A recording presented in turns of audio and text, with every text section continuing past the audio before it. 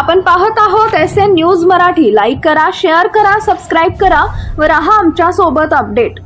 Amol cycle कंपनीच्या उद्घाटनानिमित्ताने उपस्थित असणारे माझे नेते मार्गदर्शक आदरणीय शहाजी बापू पाटील, माझे सहकारी मित्र, या तालुक्याचे माजी आमदार आदरणीय दीपक आबा, माननीय माजी नगराध्यक्ष आदरणीय ज्येष्ठ श्री ऋतुराजजी चव्हाण, माजी जिल्हाध्यक्ष श्रीकांत दादा, PC जपके सर, नानासाहेब निगडे, रफिक भाई, रामदास झोळ सर, अंबोरे सर, त्याचबरोबर ज्यांच्या परिवाराने हा कार्यक्रम घेतला, नवनाथ भाऊ आणि सर्व कुटुंबीय। सायकलच्या दुकानाचा कार्यक्रम, पण सगळ्यांना चार गोष्टी ऐकायला मिळाल्या। सांगोल्यात सकाळी कुठं असतं, दुपारी कोण कुठं असतं, सांगोल्याचं नावच बोल आहे, सांगोला, आणि सांगोला सगळ्याला स्वीकारतो। मलाही सांगोल्याने स्वीकारलं, सांगोल्याने मताधिक्य दिलं। तर सांगोला करायचं आणि मान खटावयात संपूर्ण दुष्काळी भागाचं स्वप्न थोडंसं अपूर्ण राहिलं। बापू, आबा, दादा सगळ्यांनी इथं उपस्थित व्यासपीठावरच्या सगळ्या माझ्या खालच्या सर्व सहकाऱ्यांनी जीवाचं रान केलं, पण काळ आपला नव्हता, काळही आपला असावा लागतो। सत्काराचं तर मी मागच सांगितले, सत्कार जोपर्यंत सांगोल्याला पूर्ण हिरवागार होत नाही तोपर्यंत आयुष्यभर म्हटलं तरी सत्कार स्वीकारणार नाही, आणि म्हणून मी सत्काराचा त्याग केला। कुठेही फलटण तालुक्यात नाही, महाराष्ट्रात कुठं सत्कार स्वीकारत नाही। उजनीसाठी संघर्ष झाला, बापूंचं स्वप्न, म्हणून बापूंनी कुणाला शंका असेल तर त्याला पायपात घालतो असं थोडक्यात सांगितलंय। त्यामुळं तेही पूर्ण झालं। स्वर्गीय आबासाहेबांनी त्यासाठी संघर्ष केला, तेही पूर्ण झालं। आबा असतील, सर्वांनी त्याच्या आपापल्या पद्धतीने त्याच्यामध्ये आपापली मापं टाकली। नवनाथ भाऊंच्या दुकानाच्या उद्घाटनानिमित्त या ठिकाणी बोलता यावं आणि बोललो। नवनाथ भाऊच्या बाबतीत बापू बोलायचं झालं तर हिमनगाचं टोक आहे, बाहेर एवढंच दिसतंय पण आत 1 किलोमीटरवर रेल्वेचा डबा आहे। आणि नवनाथ भाऊचं कायम फोन, मी कधी कधी इतकी ऊर्जा असते, एवढ्या कार्यक्रमाची ऊर्जा असते, अनेक गोष्टीची ऊर्जा असते, मी म्हणजे बिना पेट्रोलचं चालतंयच कसं। नंतर मला कळलं की धंदा बी बिना पेट्रोलचा काढलाय, चाललं, आणि ते बी चाकच आहे, गोल फिरते सांगोल्यासारखी। त्यामुळं काय काय माणसांच्या आतली ऊर्जा असते, आणि सांगोल्यासारखं राजकारण आणि सांगोल्याची जी संस्कृती, आता तुम्ही जर पलीकडे सांगली जिल्ह्यातली उदाहरण बघितलं असेल, आमच्या फलटण तालुक्यातली उदाहरण बघितली असतील, तर कधी कधी पात्रता आणि संस्कृती सुटली जाते, आणि सांगोल्यामध्ये आल्यानंतर संस्कृतीची जाणीव होती। दुष्काळी भागामधनं उभा राहून समृद्ध स्वतःला निसर्गाच्या विरुद्ध दंड थोपटणारा हा तालुका, कष्टकऱ्यांचा तालुका, आणि आत्मसन्मान बाजूला न ठेवता संस्कृती कशी जपता येईल, मग ती एकमेकांचे विरोधक असणारे सर्व व्यासपीठावरील लोक जपतात। स्वर्गीय आबासाहेब होते, आता आमदार बाबासाहेब या ठिकाणी उपस्थित नाहीत, पण त्यांचा मेसेज आलेला आहे। पण सांस्कृतिक एक वेगळी परंपरा महाराष्ट्रात, मी आदरणीय मुख्यमंत्री महोदयांना पण सांगितले, पालकमंत्री जयकुमार गोरे साहेबांनी सांगितले की राजकारणाची संस्कृती बघायची असेल तर कशी बघायची। आता आम्ही सुद्धा त्या दिवशी विखे पाटील साहेब आले तेव्हा आम्ही, मुख्यमंत्री साहेब आले, आम्ही तिघं, बाबासाहेब, आबा, आम्ही सर्व एकाच गाडीत होतो। म्हणले राजकारणामधलं इलेक्शन पुरतं राजकारण आणि सांगोल्याकडनं शिकायचं, आणि पुढेही महाराष्ट्रात कुठं उदाहरण द्यायचं झालं तर निश्चितपणे सांगोल्याचं उदाहरण आपल्याला द्यावं लागेल। एक चांगली संस्कृती, महाराष्ट्रामध्ये संस्कृतीचा ऱ्हास होत चाललाय, आणि सांगोल्याने ती संस्कृती जपून ठेवली, याचं एवढं मला वैशिष्ट्य कायम वाटत राहतं। जे स्वप्न आम्ही या सांगोल्याकरांकरता बघितलं, ते स्वप्न पूर्ण करण्यासाठीच एक आपण म्हणतो ना, एक पण केलेला असतो, तसा माझा पण या तालुक्याच्या स्वप्नपूर्तीसाठी आहे। आदरणीय बापू आहेत, आबा आहेत, आमदार आहेत, पालकमंत्री महोदय सर्वांची साथ, सर्वांचं प्रेम माझ्या पाठीशी उभं राहिलेले. निश्चितपणे जे काय मला करता येईल, म्हणजे पदावर असू पदावर नसू, कार्यकर्ता म्हणून जी ऊर्जा लागते ती ऊर्जा माझ्याकडे आजही आहे. जशी नवनाथ भाऊकडे ऊर्जा आहे तशी माझ्याकडे ऊर्जा आहे. आणि ती ऊर्जा या दुष्काळी भागाचा कलंक पुसण्यासाठी आणि भविष्यात या ठिकाणी सांगोल्याकडून देश नाही विदेशात सांगोल्यातली फळं जातात. पूर्ण विकसित सांगोला बघणं हे स्वप्न मी बघितलेलं आहे आणि ते पूर्ण हो याच्यासाठी जे काय करावं लागणार ते करणार आहे. कोणाला नावं ठेवून आपल्याला पुढे जाता येत नसतं. आपल्याला बदलायचं असेल तर आपल्याला काम करावं लागतं. म्हणतात ना की एक मन इंग्रजीमध्ये, if you want to change the system you have to in the system.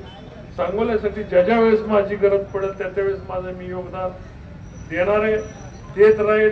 सांगोल्याच्या बैठका मागच्या 2 महिन्यापूर्वीपर्यंत झालेल्या आहेत आणि त्या बैठका पूर्ण होऊन जी काय वंचित गाव आहे त्या वंचित गावांना हिरवगार काम करायचं, लोकांच्या खिशामध्ये पैसा यायचा आणि तो पैसा योगायोगाने नवनाथ भाऊची सायकल खरेदीला येईल अशी मला अपेक्षा आहे. तुम्हाला शुभेच्छा आहेत. मला पुढच्या कार्यक्रमासाठी जायचंय, त्यामुळे आपली मी आज्ञा घेतो. सर्व पत्रकार बंधू आणि माझे सर्व सहकारी व्यासपीठाच्या खाली बसले त्यांची आज्ञा घेतो. जय हिंद, जय महाराष्ट्र. प्रमुख खासदार रणजितसिंह नाईक निंबाळकर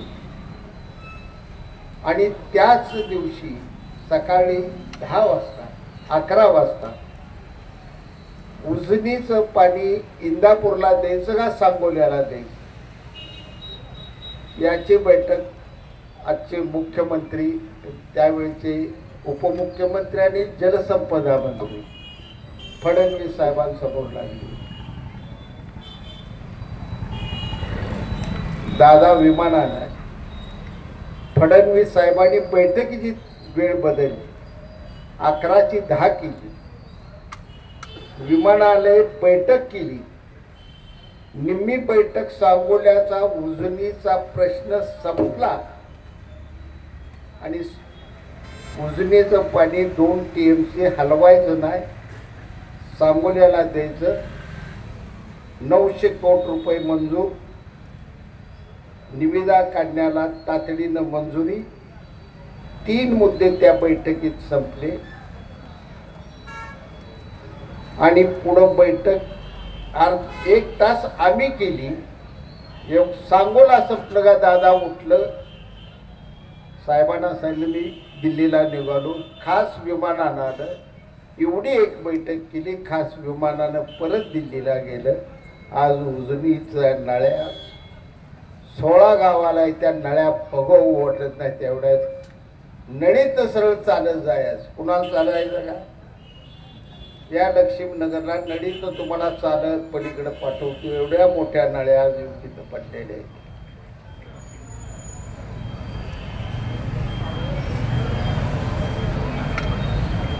पुतळं जाळले त्या माणसाला, दीपक त्या रणजितसिंह नाईक निंबाळकर माणसाच्या पुतळं करून जाळलं. त्यांचे फोटो घेतले, त्या फलटणच्या चौकात त्यांच्या फोटोला अशा चपल्या मारल्या. ते कशासाठी मारल्या? तर 1 TMC नीरा देवधर मधलं पाणी सांगोला तालुक्याला दिलं म्हणून फलटण माळशिरसनं निषेध केला आणि त्यांच्या फोटोला चपल्या मारल्या. सगळ्या चौकात ते पुतळं जळलं. कोण आलं नाही. मी एकटा TV पुढे गेलो आणि रामराजेला मी फोडून काढलं. विषय इतर राजकीय नाही, पण आपल्या तालुक्यात ते येतंय पुढं सर, त्याचा इतिहास नाही वेगळा.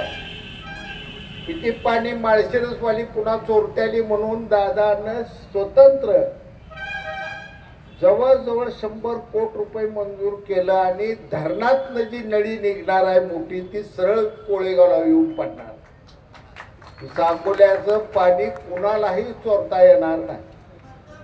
ते येणार ते आपल्याच हद्दीत येऊन पाणी पडणार. ते 100 कोटी रुपये या माणसानं मंजूर केलं स्वतंत्र. आणि एवढं जाताना सांगतो की पवार साहेबांना आपण 55,000चं लीड दिलं. नवनाथ पवार म्हणले 10,000चं लीड दिलं. कशाचं 10,000 म्हणताय का? ज्यानं काही दिलं नाही, आला गोड बोलला, गोड बोलून निघून गेला, त्याला 55,000चं लीड देत आहे. रात्र तो गेले त्याला 10,000चं लीड. काय कुठला नेम काढलाय तुम्ही? जरा गणित मांडता का बसून सध्या? आता दादा काय करू नका, पाया करू. मी आता निवांत आहे, मी बी सध्या काय करत नाही, जरा ग बसू. इथं घोटाळा असा आहे, जेवढं काम करेल तेवढ्या वेगानं पाडते ती, त्यापेक्षा न काम केल्यावर निवडून येते. ही परिस्थिती अशी वाटायला लागली, अशी अवस्था झाली. विनोदाचा भाग सोडला तरी आपण एवढंच सांगतो मी तुम्हाला. काली गाडीत मी भांडलो आबाहून, शेजारी आम्हाला विचार एकाच मुद्द्यावर बाबासाहेब होतं, मी होतो, आबा तिघं मागं बसलोय, पुढं पालक. निवडणुका कशाला? निवडणुकीत मला काय नाही म्हणलं. भाऊ एक सांग, तुम्ही सांगाल ती मी ऐकायचं. आबा आबा बाबा बाबा दोघं एकटं तुम्ही म्हणाल ती मला मान्य आहे. कुणाबरोबर युती? मला द्याल तेवढ्या जागा एक द्या. मी गेल्या वेळेमध्ये एक घेतली आबासाहेबांकडे जागा, एक पाच झाली जिल्हा परिषद. मला पोटापुरती, मला लय नको. पण रणजितदादा निंबाळकरांचा जो प्रचार करणार आहे उद्याच्या खासदारकी, त्याबरोबर मी युती करीन. जी करणार नाही त्याबरोबर युती करणार नाही, एवढं या रूपाने मी जाहीररित्या सांगतो. ज्याला माझ्या बरोबरच आहे त्यानं रणजितदादाची उद्याची खासदारकी एकदा उपकार फेडायचं म्हणून करायचं. पुन्हा रणजितदादाचा आपला कसला संबंध आहे? त्या उपकाराचं वजन एवढं माझ्या डोक्यावर आहे, तेवढं वजन मला एकदा फेडायचं आहे. त्यासाठी सगळ्या पक्षांनी, तिन्ही पक्षांनी मला साथ दिली पाहिजे. कारण तालुक्यासाठी ह्या माणसानं स्वतःच्या तालुक्याचा वाईटपणा घेतला, एवढं आपण लक्षात ठेवा. एवढी या रूपानं मी कळकळीची या प्रसंगानं विनंती करतो. पुन्हा एकदा नवनाथ भावना, आता सायकलचं दुकान चांगलं चालणार नाही. इतर तुमचं जी काय आहे ती डबलीनं सध्या चालू आहे, मला सगळं माहीत आहे. त्याची काय लई मोठी अडचण येणार नाही. आणि येता जाता मी आहे. आता त्या कोपऱ्यात आपल्याला मला आता मी ह्या बाजून येत असतो. दादा असं आलं का, पहिले हिथं माझा स्टेशन होतंय आता, त्यामुळं काय अडचण नाही. पुन्हा एकदा ह्या दुकानाला शुभेच्छा. नाही तुमच्या त्या नातूला उदंत पांडुरंग आयुष्य देव, त्याच्या जीवनात भरभराट हो, त्यानं तुमचं नाव मोठं करावं असा त्या बाळाला आशीर्वाद देतो. आणि माझे 2 शब्द संपवतो. जय हिंद, जय महाराज. सांगोला शहराच्या विकासाची खऱ्या अर्थानं सुरुवात झाली ते आदरणीय भाऊ, या ठिकाणी उपस्थित असलेले सांगोला नगरीचे माजी नगराध्यक्ष, काँग्रेस पक्षाचे ज्येष्ठ नेते, आमचे गुरुवैरी झटके सर, सांगोला सूतगिरणीचे माजी चेअरमन आणि तालुक्यातील ज्येष्ठ नेते सन्माननीय नानासाहेब, या ठिकाणी उपस्थित असलेले माजी नगराध्यक्ष माननीय रफिकभाई, जिल्हा परिषदेचे माजी सदस्य माननीय श्रीकांतदादा, या ठिकाणी आवर्जून कर्नाटकातून उपस्थित असलेले माननीय खासदार साहेबांचे बंधू, या ठिकाणी सगळीच नावं घेण्यासारखी आहेत. खासदार साहेबांच्या सूचनात थोडक्यात सगळं उरका. उपस्थित असलेले सर्वच मंडळी, बंधू भगिनी, आता आमच्या मोठ्या संख्येने असलेल्या माय भगिनी आणि तरुण मित्रांनो, दादा कसा आहे तो? दादा जरा आता आमचं थोडं आहे ना, तुम्ही ऐकायसारखं भाषण आहे तिथे, तुम्ही फक्त आपल्या चेहऱ्याच ऐकून घेतलं. भाऊनं लांब लचक भाषण केलं आता सुरुवातीला. पण आमच्या तालुक्यात परिस्थिती अशी आहे, आमचा तालुका जरा बाहेरच्याला धाडली नाही सांगोला, आणि त्याच्यामुळं गेली 40 वर्षापासून याचं बसताना असं गोड बोलत बोलत सगळ्याला बंतच मोठं केलंय. मला दादाने, खासदार दादाने विचारलं, नवनाथ भाऊचे काही सायकलचा तेवढा एक बिझनेस आहे, मला त्यांचे उद्योग कुठे अजिबात विचारायचं नाही. ते गुपित काय मी तुम्हाला सांगणार नाही. ते तुम्ही दोघंच गुरु चेले असल्यामुळे तुमचं तुम्ही विचारा. बरोबर आहे बापू? तुम्ही काय फार वेळ घेणार नाहीत, त्यांनाही जायचंय, काय कार्यक्रम आहे. मी आपल्या सगळ्यांच्या वतीनं, मलाही वाटलं बाहेर दुकान शोरूम तेवढं छोटं आहे, पण आत बघितलं तर 1 किलोमीटर लांब आहे. आणि ते संपल्यावर मी ते म्हणले अजून 10 गुंठ पुढं आहे. म्हणून मी मला बाहेरच्याला आमचं सांगोला धार्जिनच आहे, असा प्रकार आहे. परंतु कष्टानं, स्वतःच्या कर्तृत्वानं कशा पद्धतीनं उद्योग व्यवसाय आणि राजकारणात शिरायचं, त्यामध्ये गडी अगदी पटाईत आहे. त्याने आता आठवणी सांगत सांगत आमदार साहेबावरनं जगू तात्यावरनं बरोबर माझ्यावर बापूच्या आणला. पण असू द्या भाऊ, तुमच्या कर्तृत्वानं तुम्ही असंच मोठं व्हावं. आमचा अमोल तरुण सहकारी आहे, त्याच्याही नातवाचा आज वाढदिवस अमोलच्या चिरंजीवाचा आपल्या सगळ्यांच्या वतीनं त्यालाही त्याच्या भावी आयुष्याला मनापासूनच्या शुभेच्छा देतो.